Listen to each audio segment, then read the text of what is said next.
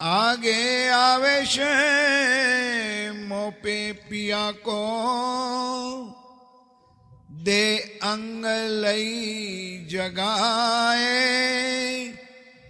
निशंक निंद्रा उड़ाए के साक्षात लई बैठाए साक्षात लई अब रहो न जाए नेक न्यारे।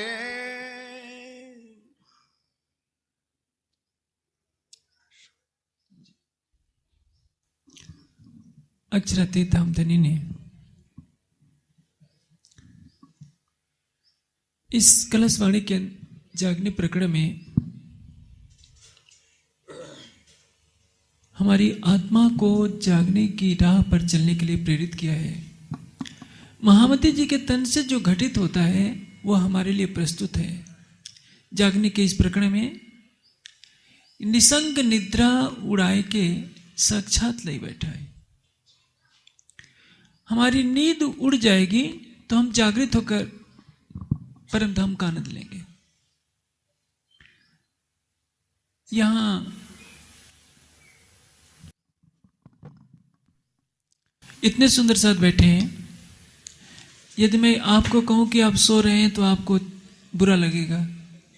आप कहेंगे कि हमारी आंखें तो खुली हैं, हमको सोया हुआ क्यों कहा जा रहा है।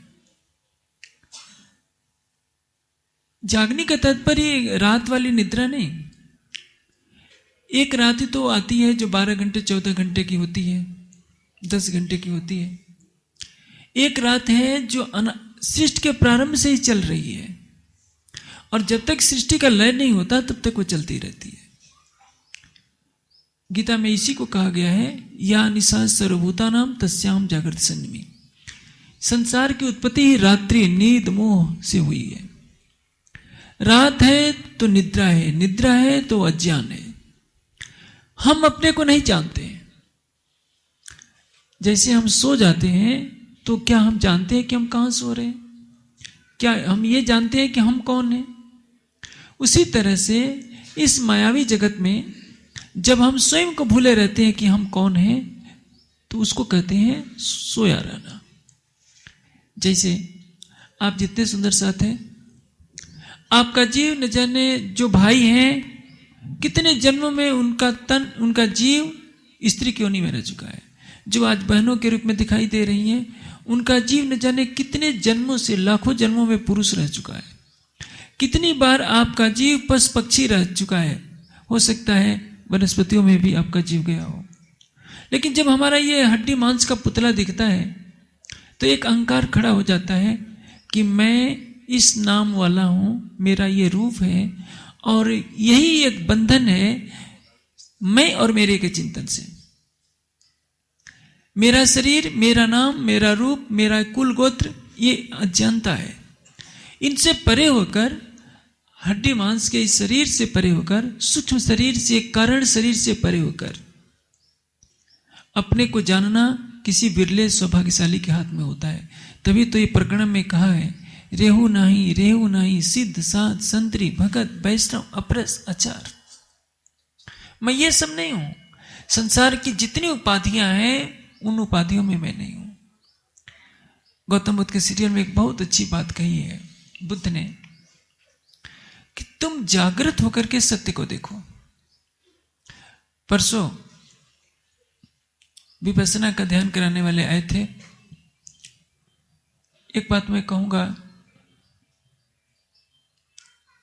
कि जैसी आप धारणा करेंगे ध्यान में वही दिखाई देगा। बुद्ध के अनुयायियों में काफी मतभेद है। कुछ लोग परमात्मा को बिल्कुल नहीं मानते हैं, कुछ लोग थोड़ा बहुत मानते हैं। हां, बुद्ध ने जो ध्यान की प्रक्रिया बताई उसका तात्पर्य क्या है? विपस्सना, यानी विशेष ज्ञान दृष्टि से देखना। आंखों से हम संसार को देखते हैं, लेकिन ज्ञान चक्षुओं से देखना एक विशिष्ट उपलब्धि है। यानी योग की वह प्रक्रिया जिसमें हमारी अंतर्दृष्टि खुल जाए और हम ज्ञान चक्षुओं से देखने लगे, उसको कहते हैं विपस्सना। उसमें प्रारंभ में श्वासों पर मन को केंद्रित किया जाता है, श्वास आ रही है जा रही है, लेकिन इसको आप अंतिम उपलब्धि न समझ लीजिए। इससे केवल इतना लाभ होगा कि आपका चंचल मन रुकने लगेगा, लेकिन जिसकी धारणा करेंगे वही तो ध्यान में आएगा। आपने युगल स्वरूप की धारणा नहीं की और केवल श्वासों पर मन को केंद्रित करते रहे तो आपका मन एकाग्र हो जाएगा। समाधि लगेगी भी तो केवल आप माया के विकारों से परे होकर के शांत अवस्था में पहुंच जाएंगे। इसी को ये लोग ब्रह्म साक्षात्कार या निर्वाण कह देते हैं, जो कि एक भूल है। जब तक आप युगल स्वरूप का ध्यान नहीं करेंगे तब तक आपको युगल स्वरूप के साक्षात्कार नहीं हो सकते। इसलिए विपස්සना पद्धति अक्षरातीत का साक्षात्कार नहीं करा सकती, वो निराकार तक ले जाकर के आपको रोक देगी। लेकिन बुद्ध का प्रयास सराहनीय है। एक ऐसा राजकुमार जिसने धूप शीत वर्षा का कष्ट कभी जीवन में नहीं देखा था, जो सुखों में पला बढ़ा है, हर तरह के कष्ट झेलता है, भिक्षा मांग करके भोजन करता है। स्थिति तो यहाँ तक पहुंच गई कि राजकुमार सिद्धार्थ ने प्रतिदिन अन्न का एक एक दाना ग्रहण करना शुरू किया। आपने वितक साहब में सुना है कि श्री महाराज पैसे भर रहे अन्न, एक पैसे के बराबर जितना अन्न का वजन होता है उतना खाते थे। लेकिन गौतम बुद्ध ने तो हद कर दी कि केवल एक अन्न का दाना लेते थे, और वो भी अपने घर नहीं रह रहे हैं, वृक्ष के नीचे बैठे हैं, लू के थपेड़े भी मिल रहे हैं, कपकपाती ठंडक भी झेलने को पड़ रही है, वर्षा की बूंदों से भी अपनी को रक्षा करने पड़ रहा है। सब कुछ झेल रहे हैं केवल किस लिए कि हमको शांति का मार्ग मिल जाए कि मैं कौन हूं और मुझे शाश्वत शांति कैसे प्राप्त होनी है। विडंबना यह है हमारे साथ कि बुद्ध ने जिसको खोजना चाहा, जिसके लिए घोर तप किया, तो भी उनको प्राप्त नहीं हो पाया। पंच वासनाओं ने सारा पुरुषार्थ जिस अक्षरातीत की प्राप्ति के लिए लगाया, लेकिन पंच वासनाओं को भी वो प्राप्त नहीं हो पाया, और अंतोगत्वा उन्हें बेहद मंडल से ही संतोष करना पड़ा। आप में से कोई है जो बेहद मंडल जाना चाहता है? कोई नहीं। आप केवल मूल मिलावे में जाना चाहते हैं, लेकिन हमें कुछ तो उसके लिए कीमत चुकानी पड़ेगी। जब तक आप संसार से परे हटकर मूल मिलावे की तरफ अपना ध्यान नहीं केंद्रित करेंगे, मूल मिलावे की शोभा को दिल में नहीं बसाएंगे, तब तक आपके हृदय को परम शांति का अनुभव नहीं हो सकता।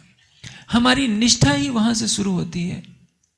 एक अक्षरातीत के प्रति यदि हमारी निष्ठा बन गई तो हमारी निद्रा निश्चित है कि हमारा दामन छोड़ देगी।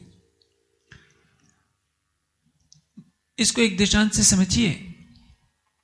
सवेरे ट्रेन पकड़नी है आपको 3 बजे की, आपकी आदत है 8 बजे उठने की, लेकिन आपके मन में चिंतन तो रहेगा कि यदि मैंने ट्रेन नहीं पकड़ी, समय पर निद्रा नहीं छोड़ी, तो मेरी ट्रेन निकल जाएगी और मेरी यात्रा में अवरोध पैदा हो जाएगा।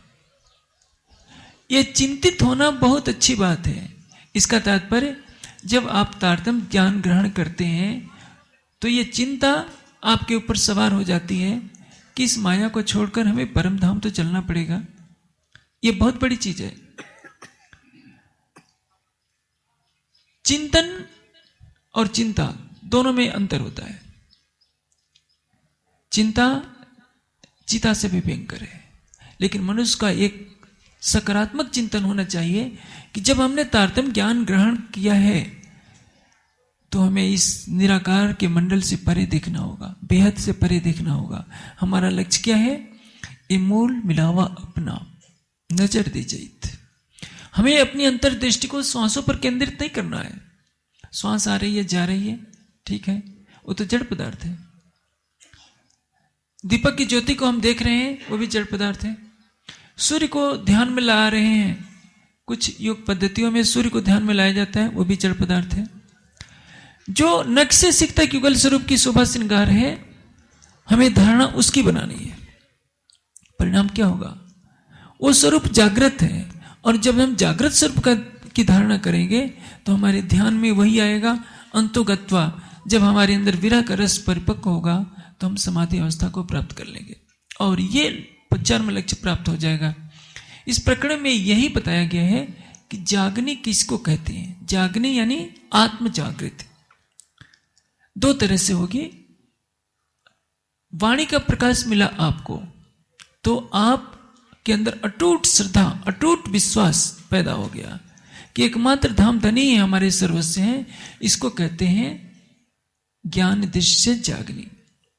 हक इलम जित पहुंचिया तित अर्श हुआ दिल हक। इसका अर्थ क्या है? जितने सुंदर साथ हैं, क्या 1 लाख रुपए के लिए कुछ मिनट आप हनुमान जी को राज्य की जगह दे सकते हैं? मुझे विश्वास है कि जो सुंदर साथ वाणी पढ़ता होगा वो कभी राजी नहीं होगा। आप राज्य की जगह न शंकर जी को बैठा सकते हैं न गणेश जी को बैठा सकते हैं। हाँ, थोड़ी बहुत समझौता आप कर लेते हैं। गुजरात में सबके घर, अधिकतर के घर देखा जाता है कि दरवाजे के बाहर गणेश जी को भी बैठा देते हैं। सोचते हैं कि धन आता रहे, क्योंकि गणेश जी को की पूजा करने से धन की वर्षा होती है। कहीं की लक्ष्मी भी दिख जाती है, लेकिन अंदर राज्य श्यामा जी को जरूर आप सजा करके रखते हैं। इसको कहते हैं व्यापार। कोई रूठे नहीं, सबको खुश करना है। हनुमान जी को भी खुश करना है, लक्ष्मी जी को भी करना है, गणेश जी को भी करना है। राज्य तो है ही, राज्य हमारी आत्मा के लिए है। और घर चलाने के लिए, गृहस्थी चलाने के लिए धन की आवश्यकता पड़ती है, तो लक्ष्मी और गणेश जी को भी नाराज नहीं करना है। ये हमारी मानसिकता बन जाती है। तुम आए सब आया, दुख गया सब दूर। जिसके हृदय में अक्षरातीत के चरण कमल पड़ेंगे, उसको कोई भी चीज बाधा नहीं डाल सकती। एक बार लक्ष्मी जी विष्णु भगवान से कहने लगे कि भगवान, आपके माथे पर ये दाग क्यों दिखाई दे रहे हैं इतना? विष्णु भगवान कहते हैं कि मैं क्या करूं।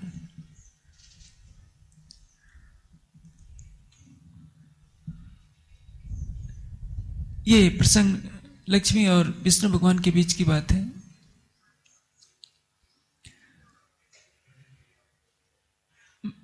लक्ष्मी जी कह रही हैं विष्णु भगवान से कि ये स्थिति क्यों बन रही है।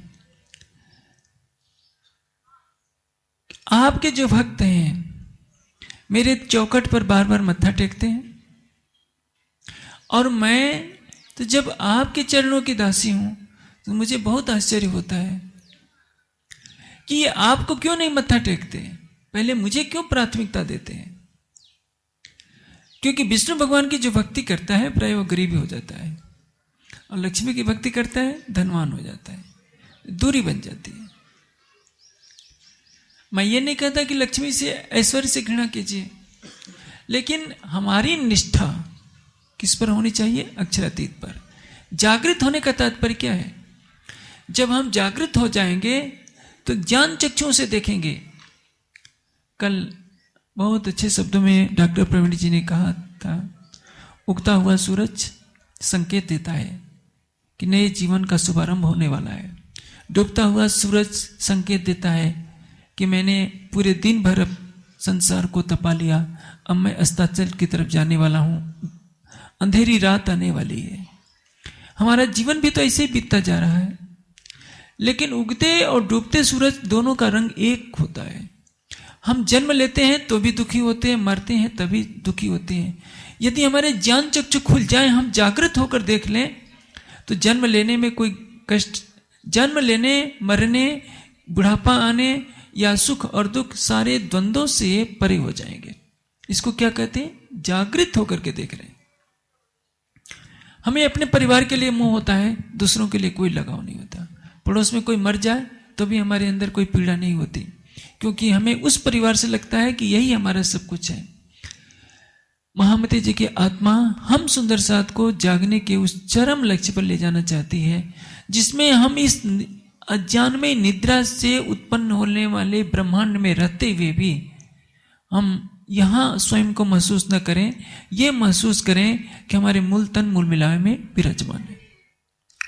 यो किए जागनी ले, फिर पहले चरण से अहमेव जागा धाम का। कह रहे हैं अहमेव जाग्या धाम का, धाम का अहं जागृत होना। धाम के अहं जागृत होने का तात्पर्य क्या है? एक अहम है, अहम का तात्पर्य होता है मैं। संसार का अहम, संसार का अहम क्या है? यदि आप इस देश के प्रधानमंत्री बन जाएं तो आपके अंदर भावना क्या आएगी? मैं प्रधानमंत्री हूं। धनवान को भावना रहेगी मैं धनवान हूं, विद्वान को भावना रहेगी मैं विद्वान हूं, रूपवान को भावना रहेगी मैं रूपवान हूं। बच्चा सोचेगा मैं बालक हूं, नौजवान सोचेगा मैं युवा हूं। वृद्ध को कितना भी कहिए कि तुम वृद्ध नहीं हो, तुम्हारा शरीर वृद्ध है, वो मानने को तैयार नहीं होगा। कहेगा कि दिखाई नहीं दे रहा है, मेरे बालों में सफेदी है, मेरी उम्र 80 को पार कर गई, फिर आप मुझको वृद्ध क्यों कह रहे हैं? क्यों नहीं कह रहे हैं? आत्मा का स्वरूप क्या है? मृत्योर आत्मानम धीरम अजरम युवानम। वेद ने कहा परमात्मा कैसा है? अत्यंत तरुण है, किशोरावस्था है, सौंदर्य का प्रतिमान रूप है। जब हमारा चेहरा कुम्हला जाता है या हमें ऐसा शरीर मिल गया, ऐसी गर्म जलवायु मिल गई जिसमें हमारा चेहरा काला कलूटा दिखने लगा, तो अपने शरीर को देखकर कहते हैं कि अरे मैं तो काला कलूटा हूं, मैं बदसूरत हूं, मैं बूढ़ा हूं, या मैं बच्चा हूं, मैं निर्मल हूं। ये किसको देखकर हम कह रहे हैं? इस मिट्टी के स्वरूप को। क्या हमने अपनी आत्मा के स्वरूप को कभी देखा है कि हमारी आत्मा का स्वरूप क्या है? आत्मा के तो छोड़िए, आपने अपने जीव के स्वरूप को क्या देखा है? आपका जो मन है इतना तेजस्वी है कि लगता है कि सूर्य चमक रहा है। मन, चित्त, बुद्धि, अहंकार का स्वरूप सूर्य जैसे प्रकाशमान दिखाई देगा। आप सोचते हैं कि एक सूरज का प्रकाश तो सहा नहीं जाता, क्या मन इतना तेजोमयी है? लेकिन जिन्होंने समाधि अवस्था में देखा है उनको मालूम है कि जीव में 16 सूर्यों के तेज के बराबर तेज दिखाई देगा। अंतर इतना ही है कि सूर्य का तेज अग्नि तत्व का है, उसमें दहकता है। जैसे दोपहर का सूरज जब चमकने लगता है तो हमें कितनी गर्मी लगती है, जब आपका जीव समाधि में दिखाई देगा तो लगता है कि 16 सूर्य एक साथ चमक रहे हैं। मन, चित्त, बुद्धि, अहंकार का रूप, किसी का रूप चंद्रमा के समान दिखाई देगा, किसी का रूप तारे के समान दिखाई देगा, तो किसी का रूप एक सूर्य के समान दिखाई देगा। इनसे परे होकर जब 16 सूर्यों के समान तेजोमय स्वरूप को देखकर जीव कृतकृत्य हो जाता है, निर्विकार हो जाता है, उसको कहते हैं आत्म स्वरूप में अवस्थिति। उस समय उसको बोध होता है कि मैं हड्डी मांस का पुतला नहीं हूं, मैं 80 साल का बूढ़ा नहीं हूं, मैं हड्डियों का ढांचा नहीं हूं। ये तो शरीर मेरा पैदा होता रहा, तृष्णा के कारण मेरा जीव वासना ग्रसित होता रहा, माता के गर्भ में आता रहा, शरीर छोड़ता रहा, भिन्न भिन्न योनियों में जाता रहा। ये तो है जीव का तक का ज्ञान जिसको ऋषि मुनियों ने प्राप्त किया है। इनमें कोई कोई हुआ जो अव्याकृत तक अपनी पहुंच बना पाया, नहीं तो सब लोग निराकार और आत्मस्वरूप में स्थित को प्राप्त करके धन धन अपने को मानते रहे। आपको जो ज्ञान मिला है परम धाम का ज्ञान मिला है।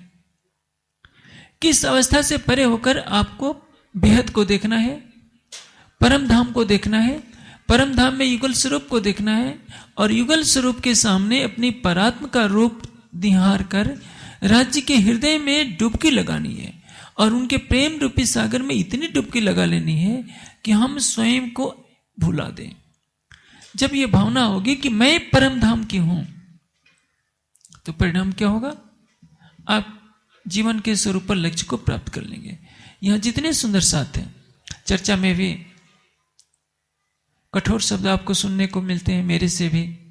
चौपाई में धामधनी ने भी कह दिया है, बाहर दिखावे बंदगी माहे करे कुक्रम काम, श्री महामत पूछे ब्रह्मशिष्ट को ये बैकुंठ जासी के धाम। इस चौपाई से कईयों का मनोबल गिर जाता है। इस चौपाई में क्या कहा गया है? कि जो सुंदर साथ की जमात में शामिल होकर भी यदि गलत कार्य कर रहे हैं और स्वयं को सोचते हैं कि हम परम धाम जाएंगे, तो इसका तात्पर्य क्या है कि ये वास्तव में बैकुंठ जाएंगे, धाम नहीं। ये बहुत कठोर भाषा बोली गई है फटकारने की मुद्रा में। लेकिन आशय क्या है? सनंद में एक जगह कहा गया है, बांग आवाज कानो सुनी तय कुफर होई क्यों रंचक।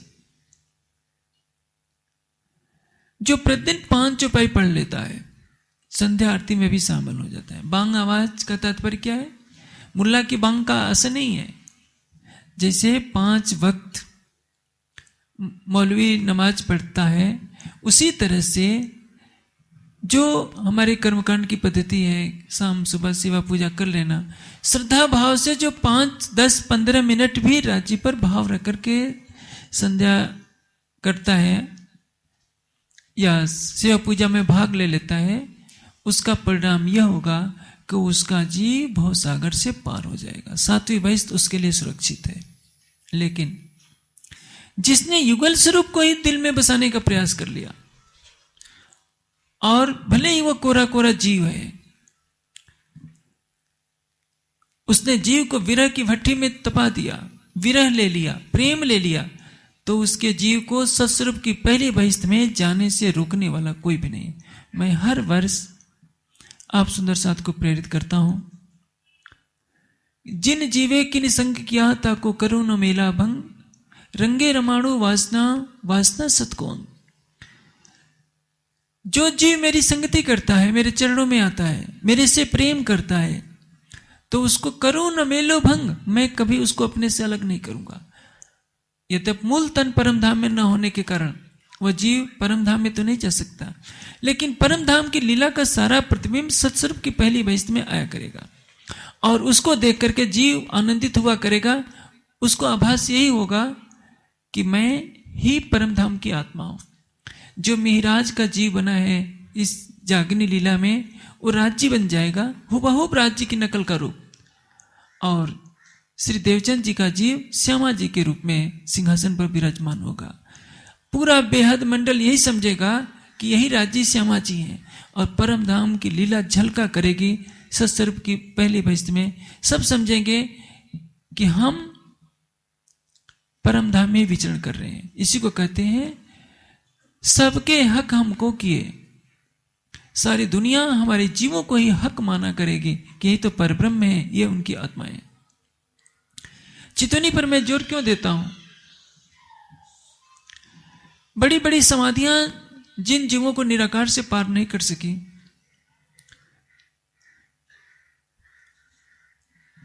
वाणी का आश्रय ग्रहण करने के पश्चात वह आत्मा भले ही सत्स्वरूप में न जाए, परम धाम की ब्रह्म आत्मा तो परम धाम जाएगी। वाणी का आश्रय लेने वाला जीव भले ही परम धाम नहीं जाएगा, सत्स्वरूप की पहली बहिष्ठ में अपना स्थान तो सुरक्षित कर ही लेगा। इसलिए सब सुंदर साथ को यह भाव लेना है कि मैं परम धाम से हूं, मेरी आत्मा परम धाम की है। आपको मन में ऐसा कभी नहीं सोचना चाहिए कि मैं परम धाम की नहीं। आप सोच सकते हैं कि ये तो केवल तसल्ली देने वाली बात है, मैं तसल्ली देने के लिए नहीं कह रहा। समर्पण ही आपको चरम तक ले जाएगा।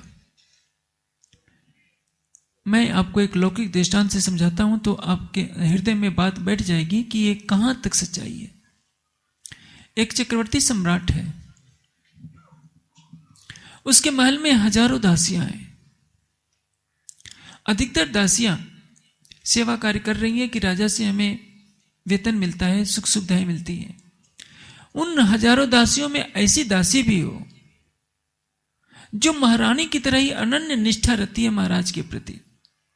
उसको धन से लोभ नहीं है, वो महाराज की शुभ चिंतक है।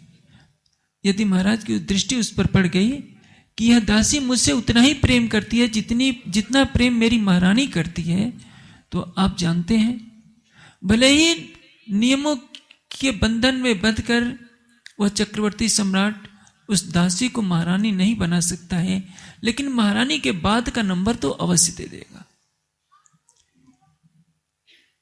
हो सकता है महारानी की सहेली बनाने का अधिकार तो उसको है। जितने प्रेम से महारानी से बात करेगा उतना अपनी उस दासी से भी बात करेगा।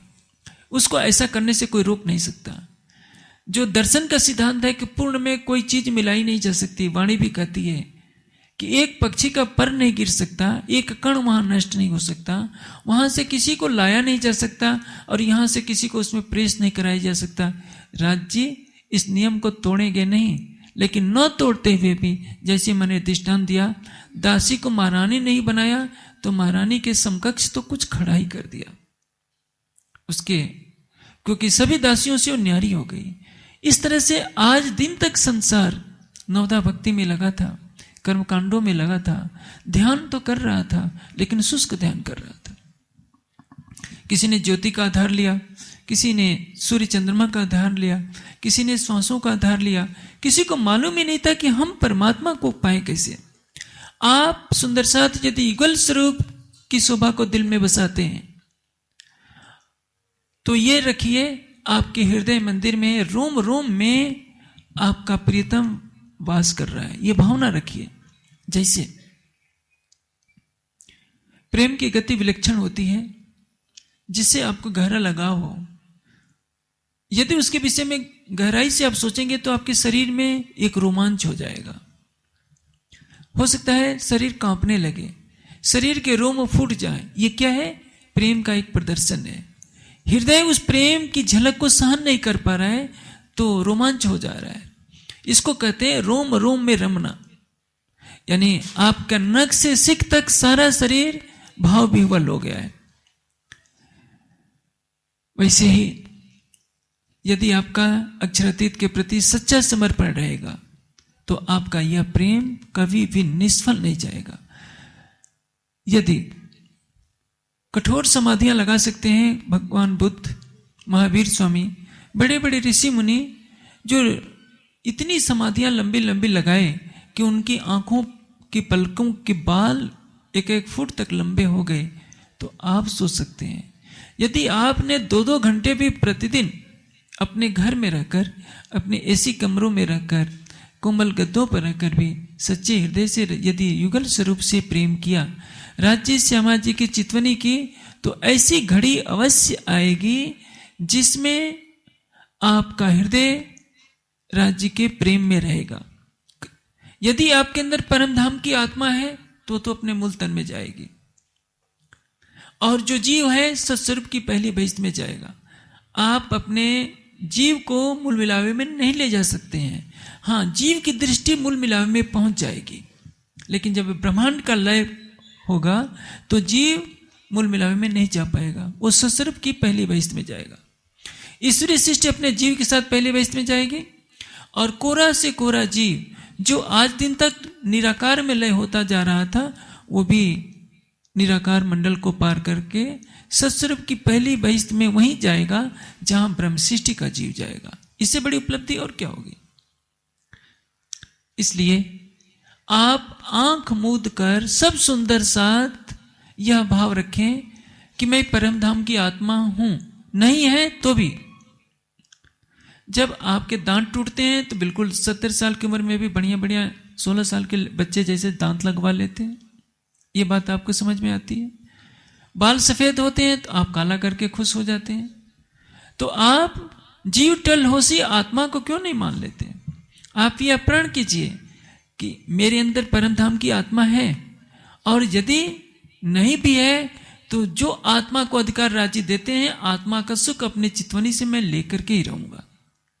यदि आपकी सच्ची निष्ठा है, जैसे मैंने दृष्टांत दिया ना कि महारानी तो राजा के साथ सिंहासन पर बैठी है और उसके दासी के अंदर राजा के लिए सच्चा भाव हो गया। दासी सोचती है हो सकता है मुझे चक्रवर्ती सम्राट से विवाह करने का अवसर न मिले तो कोई बात नहीं, मेरे हृदय का सच्चा प्रेम तो सम्राट के साथ है, और यही उसकी भावना, उसका समर्पण महारानी और चक्रवर्ती सम्राट के निकटस्थ कर देगा। वो सबसे अलग हो जाएगी। इसलिए दुनिया की जीव सृष्टि कर्मकांडों में अपने जीवन को लगाती रही है। 1 अरब 96 करोड़ साल से ये सृष्टि चल रही है। इस सृष्टि से पहले न जाने कितनी बार सृष्टियां बनी। आप संसार के किसी ग्रंथ में खोजेंगे तो नारायण की उम्र का पता नहीं चलेगा। यदि आप ब्रह्मांड रहस्य का अवलोकन करें तो आपको पता चलेगा कि नारायण कितने समय तक रहते हैं। हमारी उम्र तो 80, 90, 100 साल हो जाती है, इसी को हम सब कुछ संभाल लेते हैं। न जाने इस सृष्टि में 1,96,08,53,000 वर्षों से हमारी पृथ्वी की यह सृष्टि है। सारी सृष्टि की मैं बात नहीं कर रहा हूं। सारी सृष्टि तो 13.6 अरब 13 अरब 60 करोड़ वर्षों से ये सृष्टि चल रही है। ये वर्तमान सृष्टि, इसके पहले अनंत बार सृष्टि बनी है और अनंत बार लय को प्राप्त हो गई है। बहुत आश्चर्य होता है जब मनुष्य अपने एक सामान्य पद को देकर, थोड़ी से धन की उपलब्धि को देकर, शरीर की सुंदरता को देकर अपने को भूल जाता है। वो सोचता है कि मैं यही का तो हूं। वाणी क्या कह रही है? जब हम जागृत हो जाएंगे तो हमारे अंदर ये भावना आ जाएगी, अहमेव जाग्या धाम का, मैं वहां जाऊंगा। इसको संस्कृत में क्या कहेंगे? अहम तत्र गमिष्याम। और मैं अवश्य वहां जाऊंगा तो इसको संस्कृत में क्या कहेंगे? नूनम अवश्यम एव गमिष्याम तत्र। जो अवश्यम एव लिखा है उसको अहम के साथ जोड़ देंगे तो क्या होगा? अहम एव जाग्या धाम का तात्पर्य क्या है? मैं अवश्य परम धाम की हूं। इस मंत्र को याद कर लीजिए। आपने तारतम महामंत्र को तो बार बार रटा होगा, आप केवल इस बात को याद कर लीजिए, अहमेव जाग्या धाम का, मैं परम धाम की अवश्य हूं, संशय नहीं। आपका मूल संबंध है या नहीं, यह आपका विषय नहीं है। संबंध नहीं है तो भी संबंध तो बनाया जाता है। स्वामी रामतीर्थ अमेरिका में गए, एक अंग्रेज उनका सहयात्री था।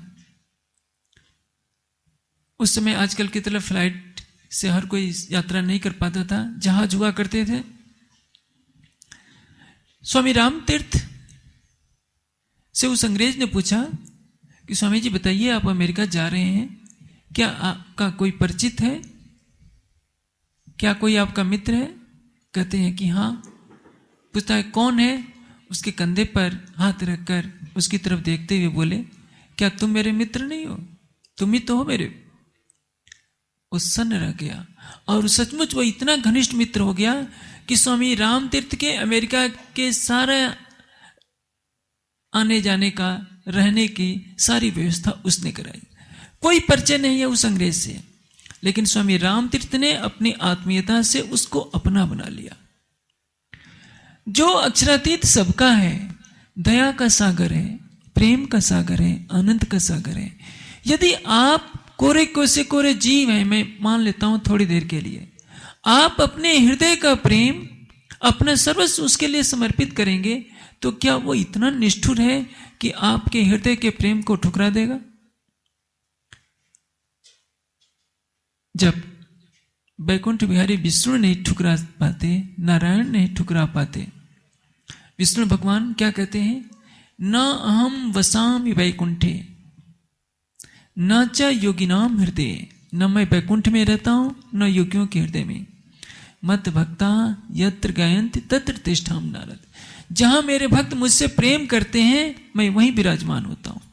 यदि विष्णु भगवान अपने भक्तों के प्रेम की इतनी गरिमा का ध्यान रखते हैं, तो आप तो उस अक्षरातीत को मानने वाले हैं जिसके एक सतंग के इशारे से असंख्यों बैकुंठ पल में बनते हैं और लय को प्राप्त हो जाते हैं। लेकिन हमने राज्य को एक देवता बना रखा है। हम सोचते हैं कि परम धाम क्या हो सकता है, हम नहीं है। याद रखिए गीता के इस कथन को, संशय आत्मा विनश्यत। संशय हृदय वाला व्यक्ति नष्ट हो जाता है। अध्यात्म का रस चखना है तो अहम एव शब्द को याद रख लीजिए। संसार का अहम नहीं, न मैं हूं न संसार मेरा है। केवल ब्रह्मशिष्टियों के लिए वाणी नहीं आई है, ये ब्रह्मवाणी तो सारे ब्रह्मांड को पवित्र करने के लिए, सबको अखंड करने के लिए आई है। इसलिए सबको भाव लेना है कि मैं परमधाम की आत्मा हूं। यदि आपको कोई विद्वान, कोई बड़ा व्यक्ति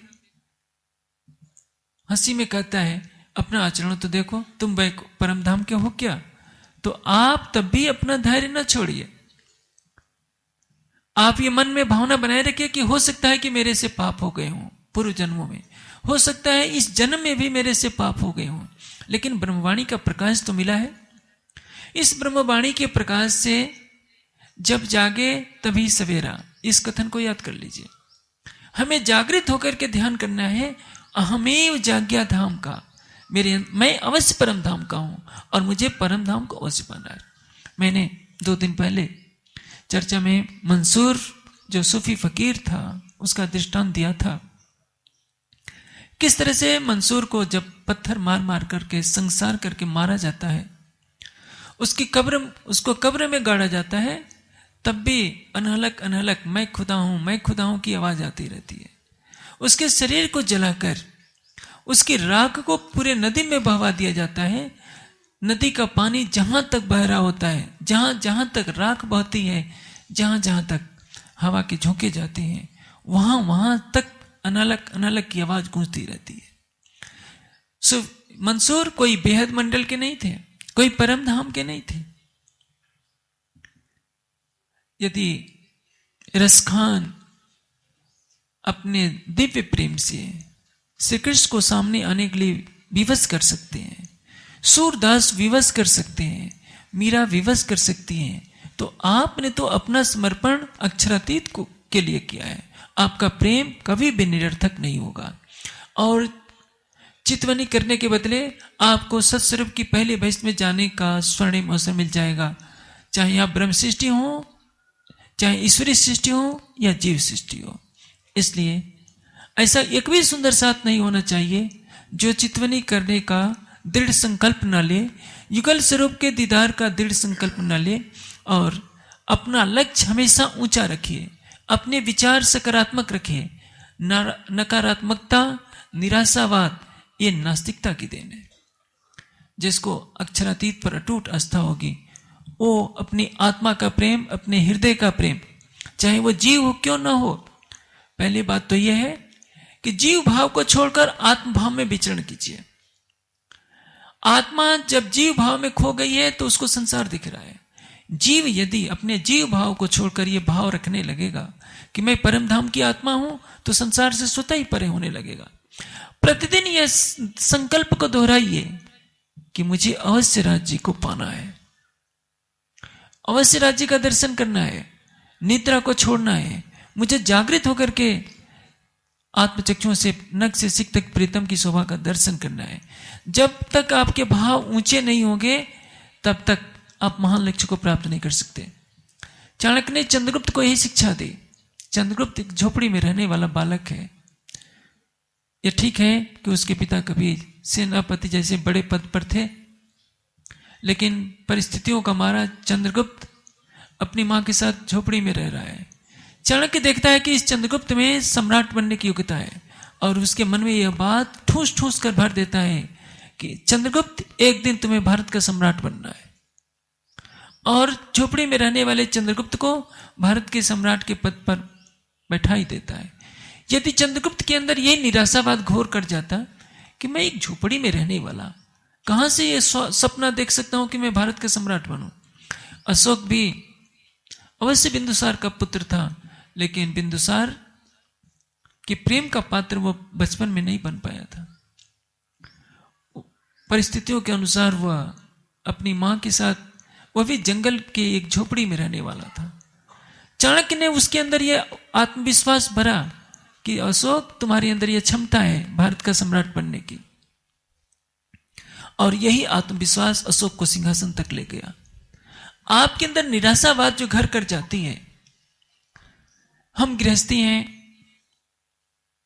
विकारों से भरे हुए हैं, कहां से हम राज्य का दर्शन कर सकते हैं। यही निराशावाद आपके लिए असफलता की जड़ है। अपने निराशा के दामन को हमेशा के लिए फेंक दीजिए। दृढ़ विश्वास रखिए कि मेरा प्राणेश्वर अनंत प्रेम का सागर है, मेरा हृदय केवल अक्षरातीत के लिए है। यह निष्ठा यदि बन गई, आप हो सकता है आप कोरे से कोरे जीव हो, लेकिन आपने भाव तो आत्मा कर लिया कि मैं परमधाम की आत्मा हूं, राज्य से रब्त करके इस खेल में आई हूं और मुझे राज्य अपने पास ले चलिए। तो राज्य आपके इस प्रेम भरी पुकार को कभी भी ठुकराने वाले नहीं है, यह ध्यान रखिए। इसलिए आज तो विदाई का समय है। सुंदर साथ दूर दूर से आया और मुझे मालूम है कि जो सुंदर साथ स्लीपर क्लास में आए होंगे, जनरल डब्बे में आए होंगे, उनको गर्मी के थपेड़ों ने बहुत व्यथित किया होगा। लेकिन मैं ये सोचता हूं कि आप जितने सुंदर साथ कष्ट सह करके आते हैं, भविष्य में जब भी कार्यक्रम हो, एक एक क्षण का सदुपयोग होना हमारी प्राथमिकता में होनी चाहिए। यदि मंच लगता है तो तुरंत आपको उपस्थित होना चाहिए, वाणी चर्चा, वाणी गायन का आनंद लेना चाहिए। यहां से जाने के पश्चात भी आपको अपने जीवन का प्रत्येक पल किसी न किसी सकारात्मक महान लक्ष्य की तरफ केंद्रित करना चाहिए। अर्थोपार्जन के लिए हो सकता है 8 घंटे, 10 घंटे, 12 घंटे आपको कार्य करना पड़ते हो, परिवार के लिए भी कुछ समय देना पड़ता हो, लेकिन अपने जीवन में 2 घंटे, 1 घंटे तो अवश्य निकालिए। कुछ समय वाणी का चिंतन के लिए, स्वाध्याय के लिए, और कुछ समय युगल स्वरूप की छवि को दिल में बसाने के लिए। ये आपका आत्मिक आहार है। खाना पीना खिनखिन लिया, प्यार अश्रुहन, पल पल मासूक देखना, यही आहार आजकल। जब अंधेरी रात हो, किसी को पता ना हो, आप ध्यान में बैठ जाइए, अपने प्राणेश्वर को अपने हृदय मंदिर में बसा लीजिए। फिर दिन भर आप काम करते रहिए। गृहस्थी में रहकर भी आपका जीवन जनक के समान हो जाएगा। जनक को निराकार तक की अवस्था का आभास था। ज्ञान चक्षु से वो अव्याकृत के बारे में जानते थे, मूल अक्षर के बारे में वो भी नहीं जानते थे। हक तरफ जाने नूर अक्षर और दूजा न जाने कोई, पर बातून सुध तीन को नहीं, हक इलम दिखावे सो। अक्षरातीत के बारे में कोई नहीं जानता। अक्षर की पंचवासनाएं भी नहीं जानते कि अक्षरातीत कौन है। हाँ, वो केवल को ही अक्षरातीत मान लेती हैं, सबलिक को अक्षर मान लेती हैं। उनको भी यह बोध नहीं है। सारी दुनिया सृष्टि के प्रारंभ से चतुष्पाद विभूति के वेद मंत्रों का पाठ करती आ रही थी, लेकिन बिना तारतम्य ज्ञान के किसी को पता नहीं। आप कहीं भी चले जाइए, काशी चले जाइए विश्वनाथ मंदिर में, तो वहां के पंडित लोग सहस्त्र शीर्षा पुरुषा सहस्त्र रक्षा सहस्त्रपाद इस मंत्र का पाठ करते आएंगे। इस मंत्र को कहां लगाया जाएगा उन बेचारों को वो भी पता नहीं है। सारी दुनिया पढ़ती आ रही है कि त्रिपाद ऊर्ध्वदैत पुरुषा, लेकिन त्रिपाद अमृत क्या है, उसके परे पुरुष क्या है, कोई नहीं जानता। आप जानते हैं परम धाम कहां है, युगल स्वरूप कहां है, और यदि आप पुरुषार्थ नहीं करेंगे तो आपके लिए क्षमा शब्द नहीं है। संसार वालों को तो क्षमा मिल जाएगा, क्योंकि उन बेचारों को पता नहीं कि अक्षरातीत कौन है। अक्षर की पंचवासनाओं ने सबलिक और केवल को अक्षर अक्षरातीत मानकर संतोष कर लिया। आपको तो बता दिया गया है कि सबलिक केवल से परे सत्स्वरूप है, उसके परे मूल अक्षर है और उसके परे अक्षरातीत है। नख से सिख तक 7 बार राज्य ने अपना श्रृंगार वर्णन कर दिया।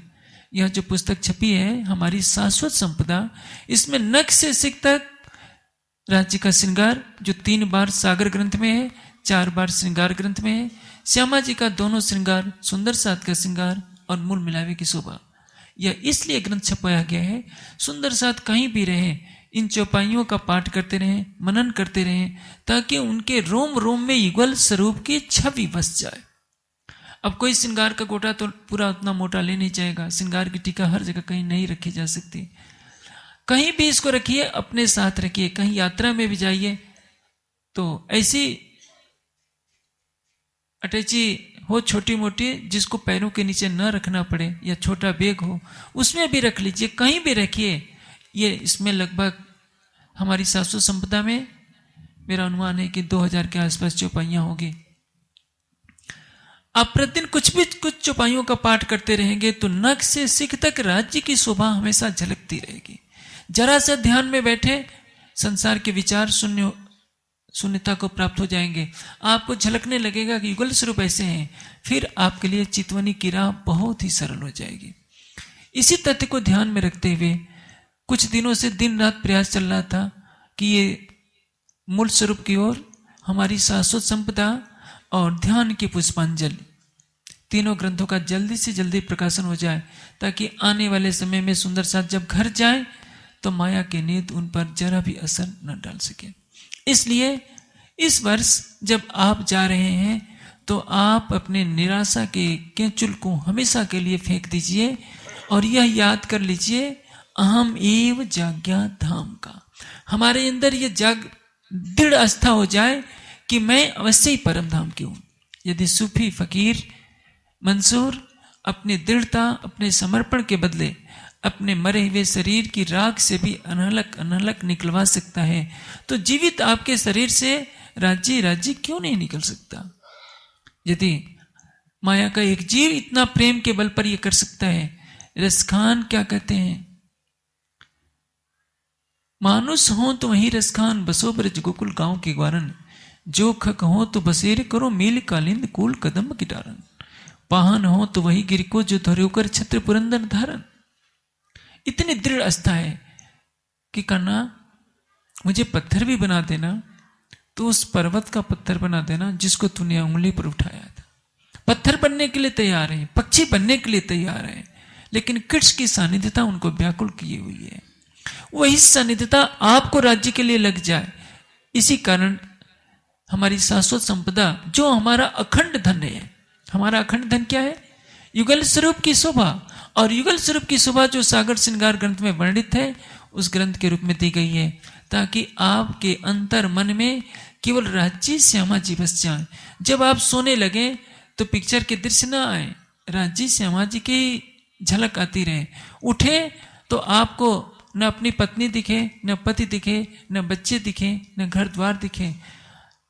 निद्रा से में होते हुए भी सपने में भी वही दिखे, सोते समय भी वही दिखे, उठते भी वही दिखे। उठते बैठते सुपन सुवत जागृत, दम न छोड़े मां सुख को जाकी असल हक निस्बत। मैं तो सोचा था कि सुंदर साथ की संख्या कम है, नहीं तो पहले सोचा था कि श्रृंगार की नेत्रों वाला वर्णन सुनाया जाएगा। मुझे नहीं मालूम था कि इतनी शांति से आप बैठ जाएंगे। यदि मुझे मालूम होता कि 1 घंटे का समय मिलेगा तो मैं श्रृंगार की चर्चा करता। मैंने तो सोचा कि आधे घंटे का समय मिलेगा, थोड़े से लोग होंगे, इसने कलश की चर्चा शुरू कर दी। लेकिन इसमें भी एक मूल मंत्र याद कर लीजिए, अहमेव जाज्ञा धाम का। मैं अवश्य परम धाम की हूं, मेरा अवश्य धनी है। कोई कितना भी कहे कि तुम्हारे कर्म इतने बुरे हैं, तुम बैकुंठ जाओगे, नरक जाओगे या निराकार तो जाओगे, आप कहते मुस्कुराते रहिए, ये कहिए कि मेरा धनी है, मैंने प्रेम किया है उस अक्षरातीत से, और अक्षरातीत मेरे प्रेम को ठुकराएंगे नहीं, और मेरा जीव सत्स्वरूप की पहली बहिस तक जाकर रहेगा। लेकिन उसके लिए कसौटी कसनी पड़ेगी। यदि आप 8 घंटे पैसा कमाने के लिए खर्च कर सकते हैं, तो मेरे कहने से 1 घंटा केवल चितवनी के लिए अवश्य कीजिए। यदि आप थके माते हैं तो भी 10 मिनट के लिए बिस्तर पर सोते समय राज्य का ध्यान कर लीजिए। सवेरे उठने के बाद आंखें बंद करके अवश्य 1 घंटा दीजिए। 1 घंटे से कम में मुझे संतुष्टि नहीं। ज्ञानपीठ में और सब चीजों में छूट है, लेकिन चितवनी में छूट नहीं। चाहे 10 साल का बच्चा हो, चाहे कोई भी हो, इसमें राम दया नहीं दिखाई जाती। 1 घंटा तो बैठना ही पड़ेगा, चाहे जाड़े की ठंडक हो, चाहे कुछ भी हो, क्योंकि इसमें यदि हम ढिलाई कर देंगे तो अखंड सुख हमसे छूट जाएगा। चाहे कितनी भी गर्मी हो, कितनी भी ठंडक हो, कितने भी काम का नुकसान हो, 1 घंटे तो अपने प्राणेश्वर के लिए दीजिए। यदि नहीं दे सकते हैं तो भोजन न कीजिए। देवचंद जी को जब भागवत की कथा नहीं मिलती थी तो भोजन कब छोड़ देते थे। तो क्या आपको, उनको तो परम धाम का ज्ञान नहीं मिला था, केवल भागवत की कहानियां सुनने को मिल रही थी। आपको तो परम धाम का ज्ञान मिल गया है। प्रायश्चित स्वरूप जब तक इस दंड की व्यवस्था नहीं करेंगे, व्यवस्था में सुधार कब होता है? न्याय तभी होता है जब दंड रखा जाता है। आप स्वयं को दंडित कीजिए किसी न किसी रूप में। जिस दिन चितवनी नहीं, उस दिन भोजन भी कम, या तो छोड़िए या नहीं तो कम कीजिए।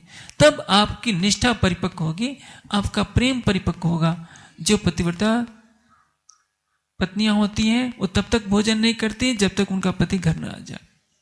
पति बीमार हो और पत्नी स्वादिष्ट व्यंजनों पर टूट पड़े तो उसका प्रेम कलंकित होता है। जब आपका प्रीतम आपकी आत्मा के धाम हृदय में झलक नहीं रहा है तो क्या खुशी, क्या खाना पीना। इसलिए अपने प्रेम को परिपक्व बनाते जाइए। यह मत सोचिए कि हमारे प्रेम की पुकार किसी के माध्यम से पहुंचेगी। आप जो अपने मन में सोचते हैं राज्य को सब मालूम है, उनके पास सिफारिश की आवश्यकता नहीं है। आपके हृदय की हर बात को राज्य जानते हैं। और इस कार्यक्रम के 5 दिवसीय कार्यक्रम का सार तत्व तो यही है, दृढ़ता बनाकर चलिए। राज्य मेरे हैं, मेरे रहेंगे, मेरी आत्मा उनके चरणों में है और इस तन को छोड़ने के बाद मैं अवश्य उनके चरणों में जाऊंगी। हम इन्हें आया जे अहमेव जाज्ञा धाम का हम मिने आया जे। सभी सुंदर साथ में परम धाम का अहंग जागृत होकर के आ जाए। हम जागृत हुए कब मानेंगे? जब हम अपने को इस संसार का न समझे, इस शरीर से दृष्टि हमारी हट जाए, संसार से दृष्टि हो जाए और यह भावना कर ले कि हम परम धाम के हैं। परम धाम हमारा मूल लक्ष्य है। लक्ष्य को निर्धारित कीजिए। इस वर्ष अस्वस्थता के कारण आर्य साहब नहीं आ पाए हैं। आर्य साहब ने अपने जीवन में जो उपलब्धि की अपने दृढ़ संकल्प और दृढ़ पुरुषार्थ से किया। ऐसा नहीं कि आजकल आईएएस में कोचिंग के लिए तो बड़ी बड़ी महंगी फीस देकर कोचिंग कराई जाती है। आर्य साहब को दुर्भाग्य से वैसी स्थिति नहीं मिली कि वो किसी महंगे स्कूल में पढ़ सके या आजकल के बच्चों की तरह ट्यूशन लग सके, लेकिन उन्होंने दृढ़ संकल्प किया कि मुझे आईएएस बनना है तो 18 घंटे पढ़ते थे। और उसका परिणाम हुआ कि एक सामान्य परिवार में जन्म लेने वाले सदगुरु प्रसाद एसपी आर्य आईएएस बनकर के निकले। यदि आईएएस बनने के लिए 18 घंटे परिश्रम कर सकते हैं तो मैंने तो आपको कहा केवल 1 घंटे। यदि राज्य का सुख लेना चाहते हैं तो यदि राज्य के लिए 1 घंटा नहीं दे सकते तो फिर आपको क्या उपलब्धि होगी। लेकिन मैं जानता हूं सांसारिक उपलब्धियों के लिए आप 10 घंटे आसानी से दे सकते हैं, राज्य के लिए 1 घंटा आपको बहुत बोझ पड़ता है। काफी बहाना बना देंगे कि क्या करें, आजकल काम का बहुत बोझ चल रहा है। बहनें कहेंगे कि हमारी सहेली आने वाली है, भाई लोग कहेंगे कि हमारा अमुक रिश्तेदार होने वाला है, बाद में कर लेंगे, कोई जरूरत नहीं है। राज्य तो अपने ही है। ये छोटा अपराध नहीं है, अक्षम्य अपराध है। यदि आपका राज्य से प्रेम है तो आपके और राज्य के बीच में कोई तीसरा कहां से आ गया? कहां से सखी सहेलियां और सखा आ गए? कहां से परिवार आ गया? परिवार का कर्तव्य निभाइए, लेकिन पहले राज्य उसके बाद परिवार, पहले राज्य उसके बाद संगी संबंधी और रिश्तेदार, चाहे पहले राज्य उसके बाद अपना शरीर। यदि चितवनी नहीं तो भोजन नहीं, चितवनी नहीं तो कुछ नहीं। जब ये आपकी दृढ़ निष्ठा बन जाएगी तो एक समय ऐसा आएगा आपका प्राणेश्वर आंखें बंद करते ही हृदय मंदिर में झलका करेगा। उसको देख देख कर आप निहाल हुआ करेंगे, उसके हृदय में स्वयं को डुबो दिया करेंगे। कभी निराशावाद आपके चेहरे पर नहीं झलका करेगा। संभव है आपको बहुत आर्थिक परेशानियां भी हो जाए, संभव है सामाजिक तिरस्कार भी चरम पर पहुंच जाए, सारे समाज में आपकी बदनामी हो जाए, फिर भी आपके चेहरे पर सिकन इसलिए नहीं होगी क्योंकि आप प्रतिदिन अपने हृदय मंदिर में युगल स्वरूप को बसा करके देखा करेंगे। ये इसी कथन को पूरे 5 दिन के कार्यक्रम का सार तत्व मान लीजिए। अहमेव जाज्ञा धाम का, मैं परम धाम की अवश्य हूं और मुझे अवश्य परम धाम जाना है। धनी के चरणों में मुझे अवश्य जाना है। आपका जीव यदि सत्स्वरूप में जाता है तो भी परम धाम की लीला का रस उसको मिलेगा, आनंद का रस उसको मिलेगा। लेकिन जब तक आप दृढ़ नहीं होंगे, राज्य से दृढ़ प्रेम नहीं करेंगे। मैंने एक दृष्टांत दिया था, राजा जनक के पास जब सुखदेव जाते हैं तो राजा जनक 3 दिन तक बिल्कुल नहीं मिलते। राजा जनक से मिलने के लिए जैसे सुखदेव अंदर जाने का प्रयास करते हैं, उनको झिड़की दे दी जाती है, द्वारपाल फटकार करके भगा देते हैं। जनक ने कह रखा था कि देखो सुखदेव के अंदर ब्रह्म ज्ञान को पाने की कितनी लालसा है। यदि आपको दरवाजे पर कोई स्वागत न करे तो आप तो नाराज होकर के चले जाएं कि अब दोबारा कभी ज्ञानपीठ नहीं आना है। वो सुखदेव हैं, 3 दिन बैठे रहते हैं। नचिकेता यमाचार्य के द्वार पर 3 दिन 3 रात बैठा रहता है, नहीं मुझे ब्रह्म ज्ञान ग्रहण करना ही है। आप भी तो वैसे दृढ़ आस्थावान बनिए। हमारी आत्मा अक्षरातीत की है, मन भटकता है, मन चंचल होता है। निराशावाद अपने पास भटकने न दीजिए, निराश न होइए। एक दृढ़ संकल्प कीजिए कि मैं अवश्य राज्य को पाकर के रहूंगा। जब बल्ब का आविष्कार करने लगा था थॉमस अल्वा एडिसन, न जाने सैकड़ों प्रयोग करता था, सफलता नहीं मिल रही थी, वो निराश नहीं हुआ। यदि वो निराश हो जाता तो आज हम मिट्टी का तेल जला रहे होते, दुनिया में बल्ब का आविष्कार नहीं होता। यदि एक माया का जीव अपने वैज्ञानिक आविष्कारों से संसार को हतप्रभ कर सकता है, तो आप तो परम धाम की आत्मा का भाव लेते हैं, आप क्यों निराश होते हैं कि राज्य हमको नहीं मिलेंगे? यदि आपके अंदर अटूट प्रेम आ गया, अटूट समर्पण आ गया, तो सर्वशक्तिमान राज्य की भी शक्ति नहीं है जो आपके सामने न आए। मेरी इस बात को गांठ बांध लीजिए। अभी तक वाणी में लिखा है ना कि मोहम्मद साहब ने कहा है कि जामीन मैं लेता हूं, मैं इसको क्या कहते हैं, उत्तरदायित्व तो लेता हूं, जिसको कोर्ट कचहरी में कहा जाता है। जैसे आप बैंक में खाता खोलने जाते हैं तो खातेदार से कहा जाता है कि क्या कोई तुम्हारा गवाह है तुम्हारा उसका करने का? तो मैं समर्थवान तो नहीं हूं, लेकिन मुझे विश्वास है, मैं गवाही ले देने के लिए मैं तैयार हूं। यदि आप 1 घंटे सच्चे हृदय से भी ध्यान करेंगे, 2 करेंगे, आपका प्रेम राज्य के लिए सरोपर रहेगा। शरीर छूटने से पहले आपको राज्य का दर्शन अवश्य होगा। सुंदर साथ पूछते हैं ना, कब होगा कब होगा? क्योंकि आपका प्रेम अभी कच्चा है। आप अपने प्रेम को बढ़ाइए, किसी के बकाये में नहीं आइए कि चितवनी करने से शरीर छूट जाएगा, पहले तो छूटेगा ही नहीं। यदि छूटते समय सामने युगल स्वरूप आएंगे तो उससे बड़ा सौभाग्य क्या होगा? आप शरीर नहीं छोड़ना चाहेंगे तो भी जिस दिन मौत आएगी आपको तो उठाई ले जाएगी। मरना ऐसे भी है तो चितवनी करके क्यों न मरे। और चितवनी करने वाला मरता नहीं है, वो मौत को जीत लेता है। मैं आशा करता हूं आप सुंदर साथ में ऐसा कोई भी नहीं रहेगा जो यहां से घर जाने के बाद चितवनी न करे। और सब सुंदर साथ पूछते हैं कब उठेंगे कब उठेंगे। मैं 100% प्रयास करूंगा, मेरे प्रयासों में कुछ ढिलाई रहेगी मैं भी प्रयास करूंगा। राज्य का आदेश हो मैं साधना से उठूं, समाज में जागने की आवाज गूंजे। हर सुंदर साथ तो सुंदर साथ संसार के सभी प्राणी युगल स्वरूप के ध्यान में लगे तो मुझे खुशी होगी और मेरे जीवन का यही उद्देश्य है। और आप लोग भी तन मन धन से ज्ञानपीठ से जुड़िए।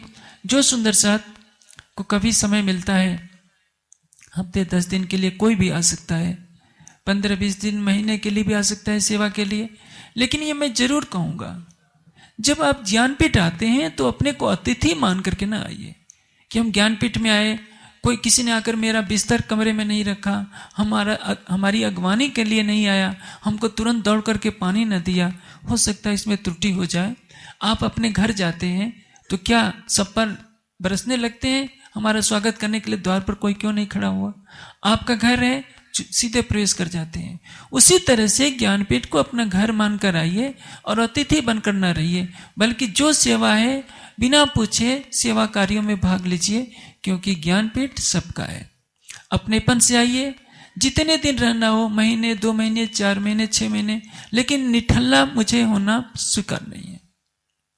मुझे अन्य मंदिरों और आश्रमों पर जो संस्कृत पनप गई है, 4 आदमी बैठे हैं गप्पे मार रहे हैं, मुझे उस बात से बहुत दुख होता है। आप जितने समय ज्ञानपीठ रहते हैं या तो पुस्तकालय में पढ़िए या ध्यान कक्ष में ये ध्यान कीजिए। कहीं 4 आदमी के साथ बैठकर कभी किसी की निंदा न कीजिए, अपनी ऊर्जा को नकारात्मक दिशा में न ले जाइए। या तो सेवा कीजिए या पढ़िए या ध्यान कीजिए, 3 के अतिरिक्त चौथा काम न कीजिए। सुंदर साथ को किसी से सुकृत लेने की जरूरत नहीं है, कभी भी आ सकते हैं साल में, कभी भी अपनी आत्मा को जागृत करने के लिए ज्ञानपीठ पधारिए। लेकिन जो मैंने ये बातें शर्तें रखी उसका पालन आपको अवश्य करना होगा। प्रणाम जी। अब चुप है तो हम मिने आया जे, हम मिने आया, अब रहो न जाए नेक न्यारे, यो किए जागनी ले,